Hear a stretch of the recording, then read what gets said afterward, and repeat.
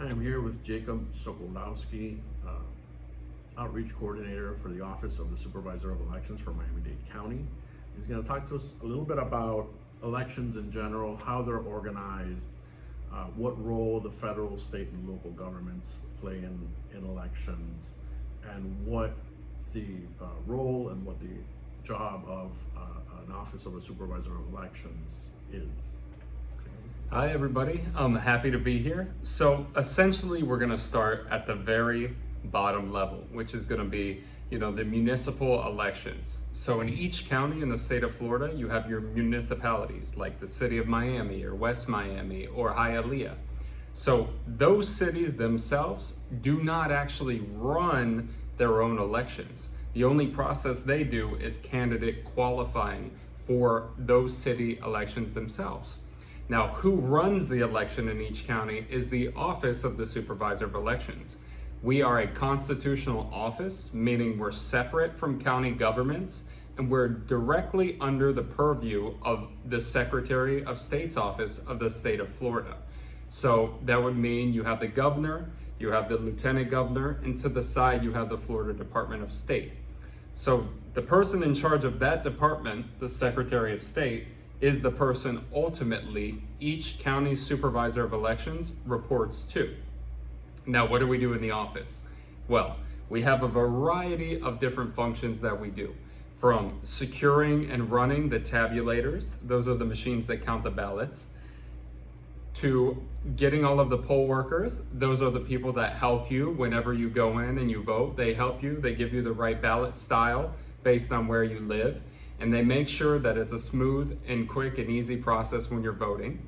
We also have the voter services section, which they answer all of your calls, all of your needs regarding voting, petitions, and your voter registration applications, all within Miami-Dade County. And last but not least, we have the outreach division, which is my specific division that I'm in charge of. And what we do is we go out and we go countywide to all the different localities, municipalities, and we make sure everybody is registered to vote. So come election time, all these groups, from voter services to poll workers to outreach, we all get together and we help run and facilitate the election. We make sure all the machines are running. We make sure all the polling places are connected and ready to go. And we make sure that everything is up to date with state standards. So it's a big, fantastic process. I kind of call it the Super Bowl because it has that same atmosphere. You prep and prep and prep for 2 years, generally, because that's when our big elections are, whether it's the gubernatorial for the governor or it's the federal, the general election for the president and the Senate. We get everything together while doing municipal elections in the meantime, and then we pull off the big show. So any elections run within this county are facilitated through our office, is essentially what this means. We also do candidate qualifying for county-wide elections. So for instance, you have House of Representatives, you have the Florida State House, you have the Florida State Senate. We help facilitate candidate qualifying with that. But the final say in regards to those, of course, are what? The federal government and the state of Florida. Now, if you want to run for a candidate in the city of Miami, you would have to go through the city clerk's office, and then they would notify us that you are a candidate on the ballot. We would produce the ballot. Granted, you followed all of the city ordinances and guidelines to be on the ballot, and then come election time, we would be the one to facilitate that specific election. Good. And you talked about every 2 years there's big elections, whether it's state or federal, but there's really elections all the time, right? Like you don't have your doors closed for the year in between, right? There's always something going on. You're always doing something. Can you elaborate a little bit about what happens when people aren't really talking about elections, but you're still working? Well, that's a fantastic question. That's something, especially in Miami-Dade County, we have a multitude of municipalities. We have more than almost any other county within the state of Florida. So when a municipality calls an election, we can't say, oh, could you guys move that election back? Could you guys have that election in an ordinance with the state and federal elections? No, we have to facilitate that election. So that means you have, for instance, municipalities like Surfside, which they have elections all the time, the smaller municipalities for council member seats or municipal ordinances. Anytime they have an election, we're notified and we got to be prepped and ready to go. Right. Now, we're also doing that working with the changing state guidelines. So anytime there's a legislative session in Tallahassee, what's that mean? That means we got to make sure everything division-wide, which at our biggest capacity, we have nearly 5,000 permanent and temporary workers all together. We got to make sure everybody is up to date and ready to go and has that information. That way they can convey it to the public when need be. So another thing, you're talking about us always being ready for the elections, for the general elections, and for the, I call them the gubernatorial, but they're the statewide elections, is our poll worker training. If we have 5,000 poll workers, of course, it would be easy to have an arena of 5,000 people. We get the Kaseya Center and we have 5,000 people and we train them. But are they gonna really retain that knowledge? No. What we have is a comprehensive training program, months long, where we train our poll workers, we teach them how to use and operate all of our election apparatus, and we make sure they are up to date and informed with state statutes.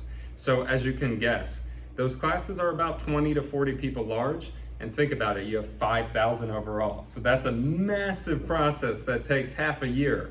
And then once that half a year is over and the election's done, we got to get ready for the next one. Sure. So we're not just sitting here and, I wish we could sit and watch TV and hang out, but no, we're busy all the time because we got to make sure you, the voters of Miami-Dade County, get the best election service in the United States of America. We are the 6th largest county by population, and we are the largest constitutional office in the United States of America. Wow. Yep. All the other larger counties, their elections are handled by the clerk of courts with the Board of County Commissioners together. We're the only official office of the big 10 counties that has to handle that, and has to handle that load. Yeah. And, when you talked about elections in Miami-Dade County with all the municipalities and all the towns and villages and cities, but they also don't schedule their elections at the same time. So people think elections are in November. Not always, right? There's some that are in April, some are at different parts of the year. So, obviously, we talked about how some are on odd number years. And then those elections also have primaries before, and then there's a general. So you're always busy, right? Like there's always something going on. There's always a different election. Like you said, there's different kind of kinks to each election. There's different characteristics that make each election different based on the rules that govern them, particularly at the local level. So can you go through the process of, you kind of mentioned it, but just go step by step through the process of what your office does in terms of someone registers from the time that they register to vote, and kind of what are some of those they have to qualify, but what does qualifying mean, right? Yeah, the general all process. the way to then the election, and then after the election, what happens? Like, what can you go into that? Of course. So the first thing, I'll kind of describe this as like a journey, the journey of the voter. So the first thing a voter has to do, of course, is fill out a voter registration application. So I know everybody has seen it. It's that piece of paper with a lot of black squares, and you fill in your name, your address. You of course have to fill in your driver's license number, or if you don't have a driver's license, your ID number and the last 4 digits of your social security. And you also put your signature at the bottom, like you sign any document, any legal document. Once that is filled out, it's either given to someone like me, an outreach person, or it's dropped off at the office, or it's filed online. When that happens, our voter services section, they receive the application. They then have to input all of the information into a system called FVRS, which is the Florida Voter Registration System. This is a massive database of everybody's voter profile in the state of Florida. Going back to 2006, I believe, is when it began. But of course, we have records from people that lived in the early 1900s because They were existing voters even back in 2006. And before that, we had massive books that were rolls of voters that we would maintain. And so this list constantly has to be maintained, especially in Miami-Dade County being a very transient place. If someone leaves the county and they fill out a voter registration application in another county, we have to make sure they're moved to that other county. Or if they move to another state, we have to make sure that they're moved to another state and taken out of the system. Now, what happens if you're just in the system, all your information is good to go, and there's no issues? You're what's called an active voter or an inactive voter, either or, but you're in the system and you're ready to vote. Now, here's a very important thing. Before any election, regardless of whether it's a municipal or a general, you need to be in that system 29 days before the election. If you're not in the system, you are not eligible to vote. And if you show up and you request a ballot, they're not going to give you a normal ballot. If you push, they'll give you what's called a provisional ballot, which then goes before the judges and the canvassing board to decide whether it's accepted or not. But if you're not in the system 29 days before, of course, it's going to be turned down. So if you're in that system, you're good to go, you're ready to vote, you have two different ways in which you can vote.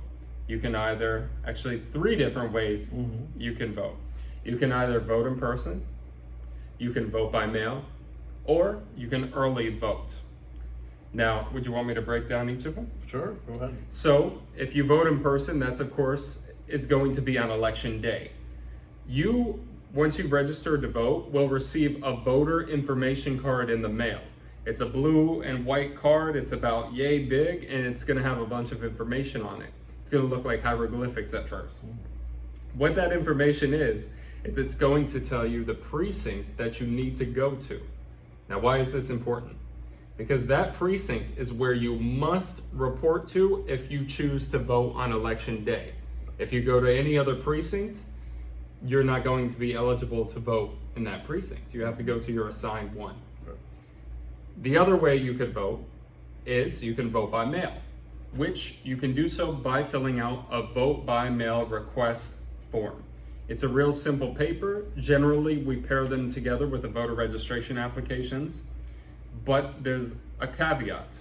Now in the state of Florida, after every general election, which is every 2 years, you have to re-complete the vote by mail request form. Otherwise, you will not receive a vote by mail ballot in the mail, and you'll have to go in person. The third way to vote is called early voting. Now it depends county by county how long the early voting session is. Sometimes it's 1 week, sometimes it's 2 weeks. Here it's 2 weeks. That's where we open up. And here in this county, we have 23 locations countywide. We open up several locations. And FIU is one of them. FIU is one of them. Please, if you guys have the opportunity, go and vote at FIU because it's easier for you. When I was in college, I would just go, we had our early voting location, easiest thing ever. I didn't have to worry about it. And let me tell you, the lines, there's no such thing as a line in early voting. It's my preferred way to vote, of course. Of course we have to, we're mandated to because we work on election day. But it's nice to go in early voting because we also have more tabulators and more machines available because we only have 23 locations countywide for 1.28 million voters. We need to make sure we have a lot of machines. So early voting is essentially the same process as voting on election day. Once you feed that ballot into the tabulator, your vote is counted, and that's it. Vote by mail, what happens is if you mail it in or if you drop it off at the secure ballot intake station, which formerly, before 2020, it used to be known as a drop box. Now it's known as the secure ballot intake station. That will go into there. We will run it through our machine to verify your signature, verify everything lines up with what's in our database, and then your vote will be counted. So that's the different ways that you can vote. So as far as the voter, basically that is the step-by-step. Exactly. Now, the other end of it, as far as the candidate, right, what's from beginning to end, what's their process? Like they obviously have to qualify, there's certain requirements that exactly are mandated, there's requirements depending on the office. at the federal level constitutionally, and then at the maybe state and local levels. Can you go through that process from when they decide to run, and then what, like, let's say anyone, and I ask because there might be students that in the future want to run, right? Of course, So of course. for any office. So what is it that they would need to do once they decide to run? So if you want to run in a municipality, you need to go and you need to contact the clerk of that municipality's city government, essentially. Because municipalities each have different rules and regulations regarding candidate qualifying. Generally, and by generally I mean almost always, it requires a certain number of I'm not going to call them petition signatures, but essentially candidate qualifying signatures, and a fee as well that you need to pay to be on the ballot. So you would need to do that through the city clerk. Then, once you have qualified through the city clerk, as long as you've done it before the day that that municipality has posted that you need to do these steps by, you will be on the ballot for that election. Now, for statewide elections, it's a little more complicated. You have to go through the Department of State and that state itself. You have to have a certain number of petitions, I say petition signatures, and you also need to pay a fee as well, and then you'll qualify. However, if you're running for something like the governor or the senator, you in the state of Florida generally will have to go through one of the state's two main political parties, which is the Florida Democratic Party and the Republican Party of Florida. Then you may have the obstacle of having to go through a primary election. Now, primary elections always occur in generally in August, 2 months before the general. Now, with the president, as you guys know, there's a presidential preference primary, which occurs in March before the general election. So you would have to go through those as well, where you would have to get enough delegates. There would generally be an election. And it's not an election if the party decides, which in the state of Florida, they can decide not to have an election for the primary. They could just pick a primary candidate. If they decide to have an election and you're on that ballot and you win, then you would be that party's candidate in the November election. And then you could potentially win. It's kind of simpler, honestly, for the statewide elections. The federal run the same way, state, federal are the same guidelines. Is there anything else you'd like to add before we? I want to make sure everybody knows that if you want to vote in the Big Four election that's going to be coming up in November, you need to have everything filled out. I would recommend by the end of September. Make sure you fill out your vote by mail requests. Make sure that you also fill out your voter registration applications. If you've just moved to Miami and you're attending FIU, you need to update that information, because otherwise, imagine your vote by mail gets sent to your family. Imagine you live in Connecticut and it gets sent to them. It's going to be very tight to try and get it and try to give it to us in time. Now, of course, there are two other ways to vote, and that's the important thing to remember. Don't feel disheartened if your vote by mail you can't turn in. If you get a vote by mail ballot, you do not necessarily have to vote with the vote by mail ballot. You could even use it as a guide. However, the thing is, if you turn that vote by mail in, instantly in our system, we have a tightly connected system, it will say you voted. So you cannot possibly go into, if you try to go into the precinct, it's gonna say this person has voted. So you have the choice, your voice is your vote. Please vote in every election, especially municipal elections, because turnout is generally less than 20% in municipal, and those are the things that directly affect you the most. And our office is always open for interns, for people that are passionate about elections, and thank you for having me. Great, thank you very much. It's fantastic. Thanks.